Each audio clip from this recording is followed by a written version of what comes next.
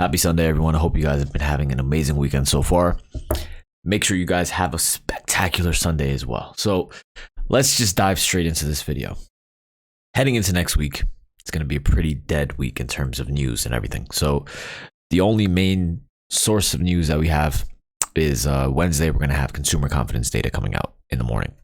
Other than that, things are going to be pretty dry compared to the prior week. Wednesday, we have news. No news coming out on Monday or Tuesday.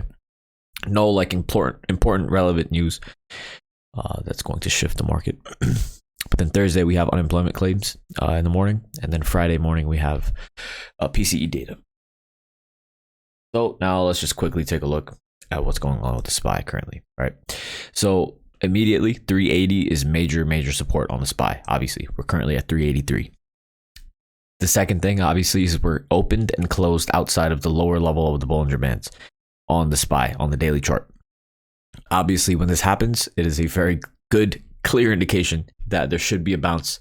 Basically, when this happens, when there's a lot of weakness like this, there could be another day of weakness where we fall even lower the next day, right? And especially if we're completely closed outside of the B band for 2 days in a row. So, for example, Monday. If we open outside of the lower bands on Monday and then break down even further, that would most likely be the low. But regardless, when the market is this overextended like this, now is the time. Almost always, literally, whenever something like this happens, if you're scanning through the markets and the charts at the close, right? And if you ever see the SPY, the NASDAQ, or the IWM close this far outside of the Bollinger Bands, the lower level of the Bollinger Bands, basically, you can just buy calls for a month out. And eventually, after the market's weakness has subsided, there is always a bounce within a month. So this is most likely within a month going to retest 393 to 390. At which point these calls should do well, right? But in the short term, we can continue showing some sort of weakness, all right? So Monday or Tuesday, we can just continue showing weakness, and then we'll probably get a bounce at the end of this week or sometime next week. But regardless, when things are this overextended to the downside, obviously the momentum is still strong to the downside. We might have a bit of a bounce, right? And then continuation downwards. So let's see.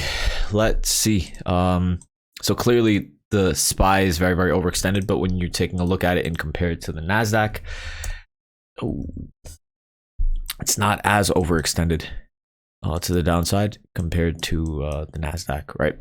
But then when you're now looking at the IWM looks very similar to what is going on with the SPY. It's much further outside of the Bollinger Bands than the NASDAQ, right? You can see the NASDAQ is not yet really that further extended out, right?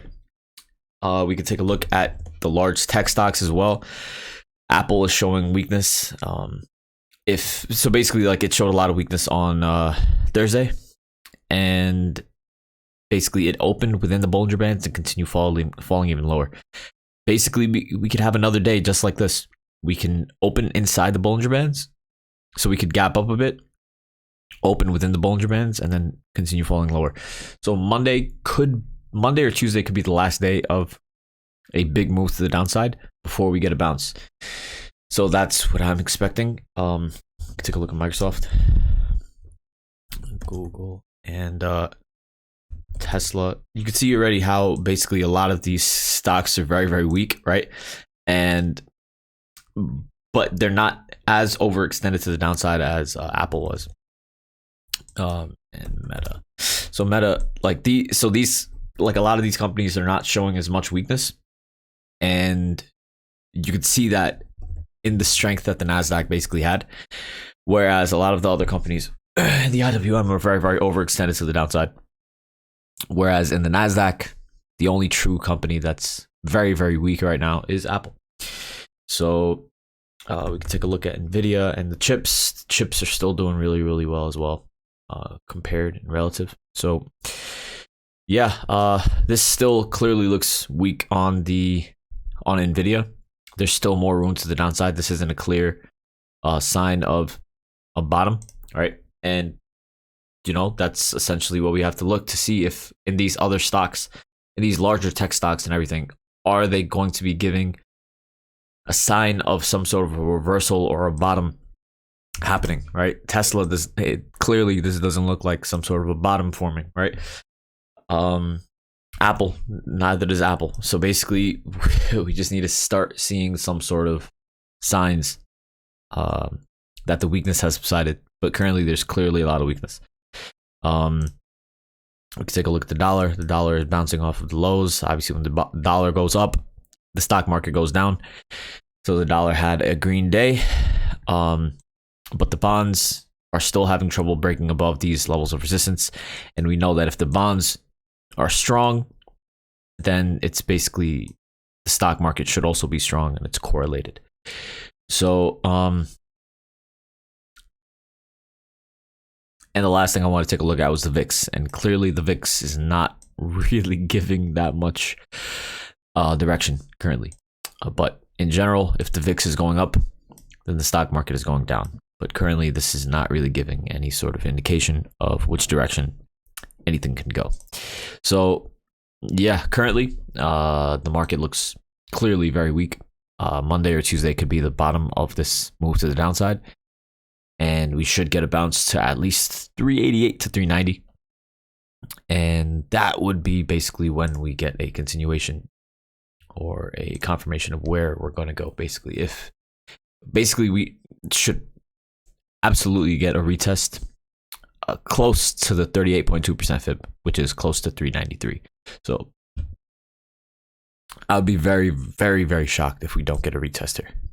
So yeah, that's this is unless we make a new low. If we make a new low and we start falling even lower below 380, then this 0.382% fib level is obviously going to be lower as well.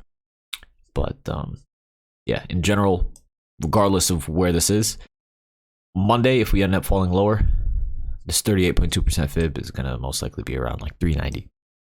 So yeah, we'll just have to see how that goes. But regardless, it's not the time to be aggressively bearish. It's now the time to start scaling into longs because we are very overextended to the downside, and we just keep it simple. We trade the extremes, and now we're very overextended to the downside. We just lean a bit long. That's it. So yeah, there's my thesis. I hope you guys enjoyed today's video. Hope you guys have an amazing weekend. Make sure to like, comment, subscribe, do all that good stuff. I will see you guys tomorrow. Thank you.